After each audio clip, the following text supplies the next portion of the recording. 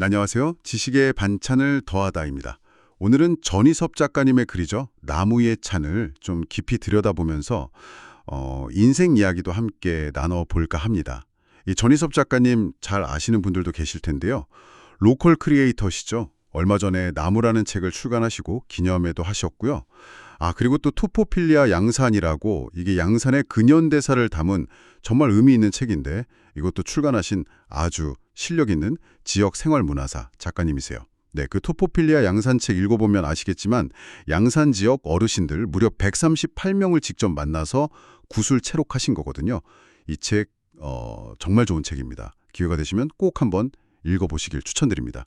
오늘 저희가 볼 글은 작가님이 연재하신 나무의 찬 시리즈의 이제 마지막 글인데요. 호두나무를 통해서 삶을 돌아보고 또 색즉시공, 공즉시색.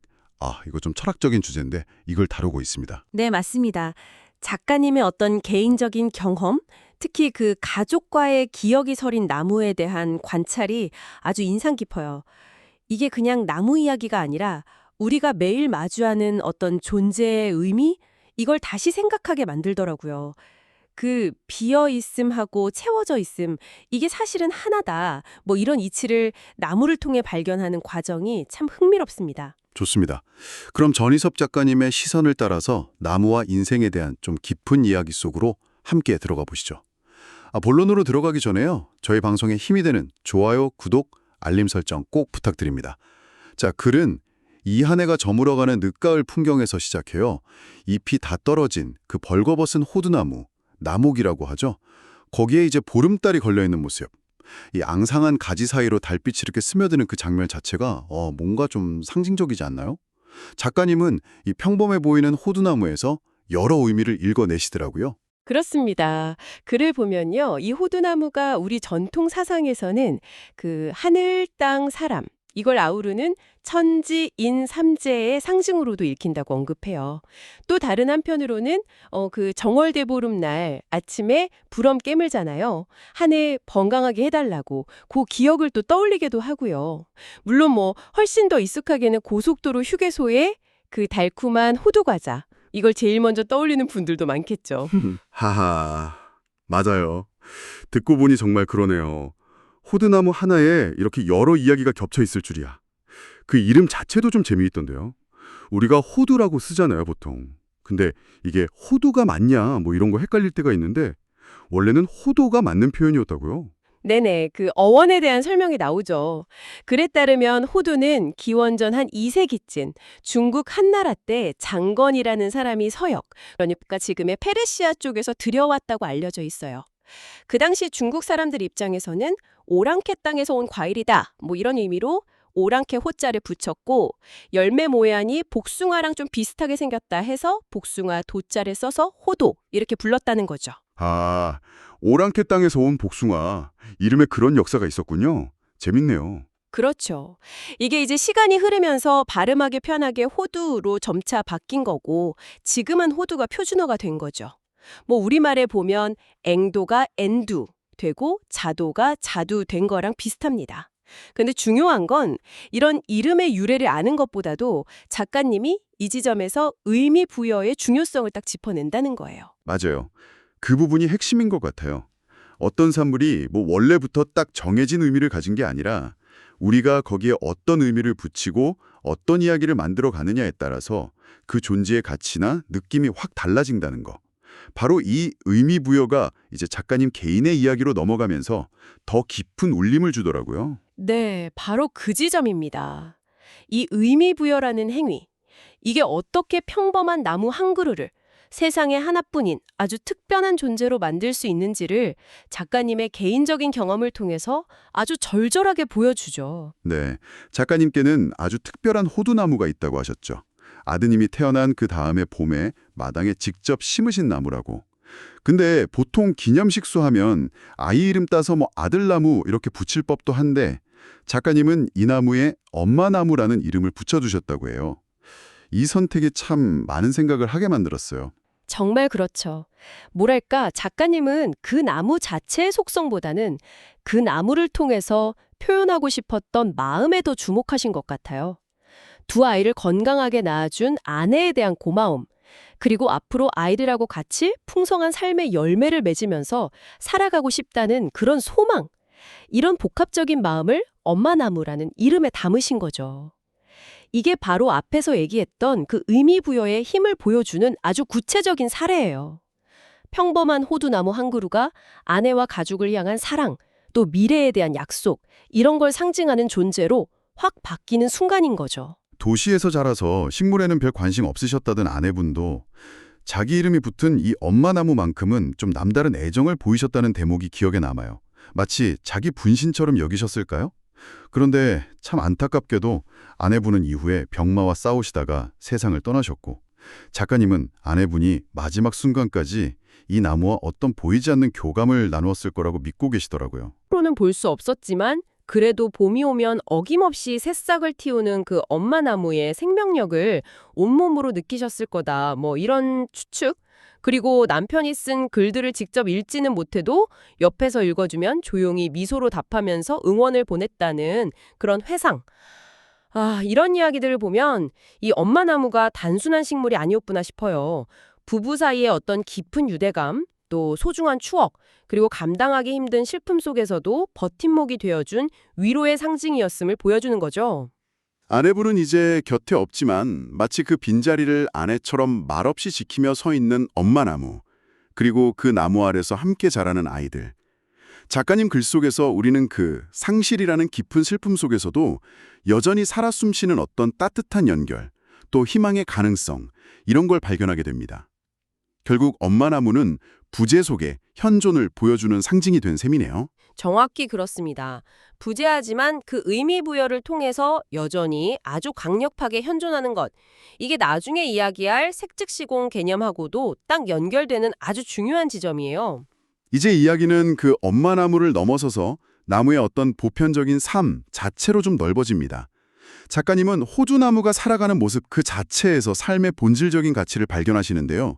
매년 봄이면 그 혹독한 냉해를 견뎌야 하고, 여름이면 또 예측 불가능한 태풍에 가지가 부러지고 잎이 찢겨나가는 그런 고통을 겪으면서도 결국에는 다시 뿌리를 단단히 내리고 시원한 그늘이랑 달콤한 열매를 아낌없이 내어주는 그 모습에서요. 맞아요. 나무는 어떤 역경 속에서도 자기가 처한 환경 안에서 묵묵히 그 생명의 순환을 이어가잖아요. 혹독한 겨울 추위 속에서도 다음의 봄에 피어날 꽃이랑 잎을 조용히 준비하면서 생명을 품고 있죠. 작가님은 이런 나무의 생명력을 안분뒤족, 그러니까 자기 분수를 알고 주어진 것에 만족하면서 살아가는 그런 지혜로운 태도를 읽어내세요. 그래서 나무를 그냥 식물학적으로 뭐 줄기나 가지가 목질로 된 여러 해살이 식물이다, 이렇게만 정의하지 않으시는 거죠. 그보다는 훨씬 더 깊은 의미를 부여하시는군요. 그렇죠. 나무는 우리한테 집 지을 재료가 되어주기도 하고 땔감이 돼서 온기를 주기도 하고 맛있는 열매를 주기도 하잖아요. 동시에 수많은 새나 곤충들한테는 삶의 터전이 되고요. 그런 의미에서 나무는 단순한 식물이 아니라 인간과 더불어 살아가는 어떤 동반자이자 지친 우리에게 말없는 위안과 희망의 상징이 되는 존재다, 이렇게 그려지고 있어요. 아, 그 안도현 시인의 유명한 시 너에게 묻는다에 연탄재 함부로 발로 차지 마라. 너는 누구에게 한 번이라도 뜨거운 사람이었느냐. 이 구절을 인용한 부분도 아주 강렬했어요. 작가님이 직접 장작을 패는 경험을 통해서 나무의 또 다른 뜨거움을 발견하는 장면이었죠. 네, 그 경험이 나무의 존재 의미를 좀 다른 차원에서 보게 만든 계기가 된 것 같아요. 나무가 장작으로 쓰일 때 그 가치는 또 달라지잖아요. 예를 들면 소나무 장작은 잘 쪼개지고 불이 쉽게 붙지만 비교적 빨리 타버리는 특성이 있고, 반면에 단단한 참나무 장작은 쪼개기는 어렵지만 한번 불이 붙으면 아주 오랫동안 뜨거운 기운을 내뿜죠. 아, 각기 다른 쓰임새가 있지만 공통점은 결국 자기 몸을 태워서 세상을 이롭게 한다는 거군요. 바로 그거예요. 나무는 결국 자기 몸을 활활 태워서 추운 방을 데우고 음식을 익히게 하고, 마지막에는 한 줌 재로 돌아가서 다시 흙을 비옥하게 만드는 거름이 되잖아요. 이게 단순히 땔감으로서 유용하다, 이걸 넘어서는 이야기인 거죠. 자신의 모든 것을 아낌없이 내어주는 그 헌신적인 모습, 그 존재 자체가 주는 깊은 울림에 대해서 생각하게 만들어요. 살아있을 때는 그늘과 열매를 주고 죽어서는 온기와 거름이 되는 그야말로 생애 전체를 통해서 순환하고 기여하는 존재인 셈입니다. 그렇다면 이 모든 성체를 아우르는 아름다운 삶이란 궁극적으로 뭘까요? 작가님은 아름다움이라는 단어 자체를 좀 흥미롭게 분석하면서 그 의미에 다가가시더라고요. 네, 이 부분이 또 재밌는 지점인데요. 작가님은 아름답다는 말을 세 가지 측면에서 풀이하세요. 첫째는 알 플러스 답다. 그러니까 어떤 대상이나 진리에 대해서 깊이 알고자 하는 열정적인 배움의 자세, 지적인 탐구를 의미하죠. 둘째는 아름 플러스 답다. 여기서 아름은 우리가 두 팔 벌려서 껴안는 그 넓이를 뜻하는 순우리말 아름에서 온 걸로 보시더라고요. 세상을 너그럽게 포용하는 따뜻한 마음과 충만함, 이걸 의미하는 거죠. 셋째는 아 플러스 답다. 즉, 나다움을 의미합니다. 남을 따라하거나 유행에 휩쓸리는 게 아니라 자기 고유의 색깔과 가치를 당당하게 실현하는 삶. 건강한 자존감과 자기 철학을 가진 삶을 뜻하는 거죠. 그러니까 알물 추구하는 자세, 세상을 품는 너그러움, 그리고 나답게 사는 것. 결국 겉모습의 아름다움이 아니라 내면의 태도와 지향에 관한 이야기군요. 배우고 사랑하고 자기 자신으로 존재하는 것. 그리고 바로 이 지점에서 글의 철학적 핵심인 색즉시공 공즉시색, 색즉시공 공즉시색이 등장하면서 앞선 모든 이야기가 하나로 딱 모이는 느낌이었어요. 맞습니다. 아름다운 삶에 대한 이런 다층적인 해석은 결국 불교 반야심경의 핵심 구절이죠. 색즉시공 공즉시극과 자연스럽게 연결이 돼요. 색은 보통 눈에 보이는 현상, 물질, 형태를 의미하고 공은 그 본질이 비어있다, 실체가 없다 이런 걸 뜻하잖아요. 하지만 이 개념의 핵심은 이 둘, 그러니까 현상, 색과 본질, 공이 별개가 아니라 서로 연결되어 있고 본질적으로는 하나다라는 통찰에 있거든요. 색즉시공 공즉시색. 이게 사실 불교 용어라 처음 들으면 좀 어렵게 느껴질 수도 있는데 작가님은 이 개념을 앞서 나눈 나무의 삶, 그리고 자신의 개인적인 경험에 빗대서 아주 구체적이고 이해하기 쉽게 설명해주고 계세요. 네, 그 비유가 아주 탁월하죠. 예를 들어서 겨울이 돼서 잎을 다 떨구고 앙상한 가지만 남은 호두나무, 그걸 한번 생각해 보세요. 겉으로 보기에는 모든 게 사라진 텅 빈 공의 상태처럼 보이잖아요. 하지만 그 앙상한 가지 속에는 다음에 봄에 터뜨릴 눈부신 새싹, 그리고 미래의 열매를 품고 있는 그 생명력, 즉 세계의 충만함이 잠재되어 있다는 거죠. 비어있는 것처럼 보이지만 사실은 가득 차 있는 상태군요. 그렇죠. 또 다른 예로 세상을 떠난 아내분을 생각해 봅시다. 물리적으로는 더 이상 곁에 존재하지 않으니까 공, 즉 부재의 상태죠. 하지만 작가님 마음속에는 아내와의 생생한 추억, 함께 나눈 사랑, 그리고 그 사랑의 결실인 아이들이라는 희망, 즉 색이 여전히 살아 숨쉬고 있는 거예요.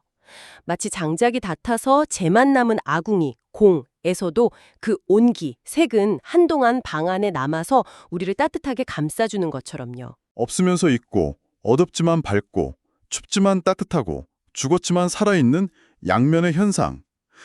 작가님의 이 문장이 색즉시공 공즉시색의 의미를 정말 잘 요약해주는 것 같습니다. 결국 눈에 보이는 현상, 즉 색에만 너무 집착하거나 거기에 막 기뻐하고 슬퍼하고 하지 않고 그 이면에 존재하는 본질, 공의 차원까지 꿰뚫어 볼 수 있는 지혜의 눈과 마음, 이게 중요하다는 말씀이시군요.